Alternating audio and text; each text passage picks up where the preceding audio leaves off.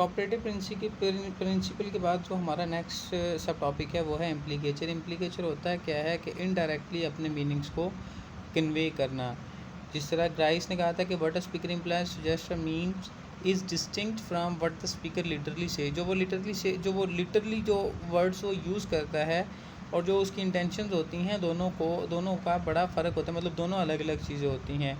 ग्रैंडी ने भी इसी तरह कहा था कि it is anything which is conveyed indirectly और through hints and understood implicitly. कोई ऐसे मीनिंग्स जो कि इनडायरेक्टली कन्वे किए जाते हैं वाया हिंट्स और उसको अंडरस्टूड किया जाता है। इसकी एक एग्जांपल आप लोगों को देता चलूँ कि एक बंदे ने दूसरे बंदे से कहा कि have you completed your task, तो दूसरे ने कहा आई वाज सिक येस्टरडे।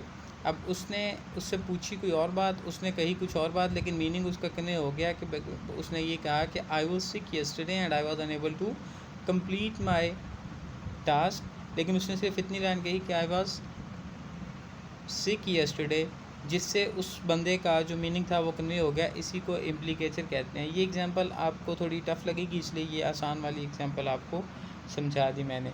आगे इसकी इम्प्लीकेचर की दो बता रहे हैं कि जनाब दो टाइप्स हैं, एक कन्वेंशनल होती है और एक कन्वर्सेशनल होती है। कन्वेंशनल होती है जो मतलब रिवायती तौर पे हम क्या करते हैं, हम वर्ड्स कुछ यूज़ कर लेते हैं, जिस तरह बट, इवन, येट, एंड के साथ मतलब स्पेसिफिक हम कुछ ना कुछ ऐसी बात करते हैं कि इनको यूज़ करते हैं। जिस तरह प्रीवियस एग्जांपल ही ले लेते हैं कि have you completed your task, वो आगे से कहेगा नॉट येट, सिर्फ उसने नॉट येट कहा और आगे आप एडिशन करके पूरा मतलब उसने एक वर्ड के साथ अपना सारा मीनिंग कन्वे कर दिया।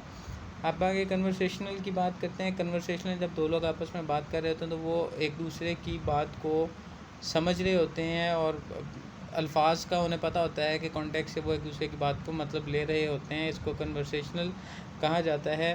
तो आगे इसकी एग्जांपल्स आएंगे, आगे इसकी दो टाइप्स आ रही हैं, तो फिर आपको बहुत आसानी से इसकी समझ आ जाएगी कि एक पर्टिकुलराइज्ड कन्वर्सेशनल इम्प्लीकेचर होता है।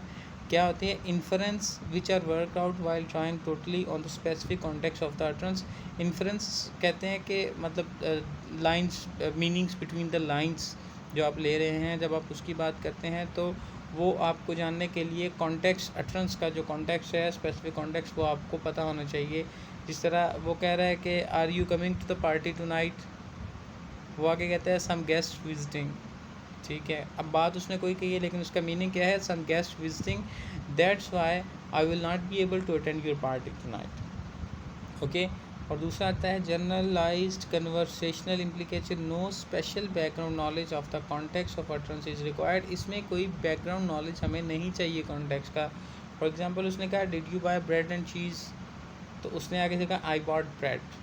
ठीक है, I bought bread but I did not buy cheese, लेकिन उसने सिर्फ एक ही लाइन बोली है आई बॉट ब्रेड। ये होती है जनरलाइज कन्वर्सेशनल इम्प्लीकेचर। आगे स्केलर इम्प्लीकेचर, स्केलर का मतलब आप क्वांटिटी बता सकते हैं, आप उसी से बात कर सकते हैं। जिस तरह it is by choosing a word which express one value from a scale, for example almost, many, few, always, often, sometimes. तो जिस तरह वो कहता है कि how many people have come there, तो वो आगे से एक लाइन बोलता है फ्यू, मतलब चंद लोग आए हैं, लेकिन आगे उसकी सारी बात वहाँ से कन्वे हो जाती है। तो उम्मीद है आपको ये समझ आया होगा।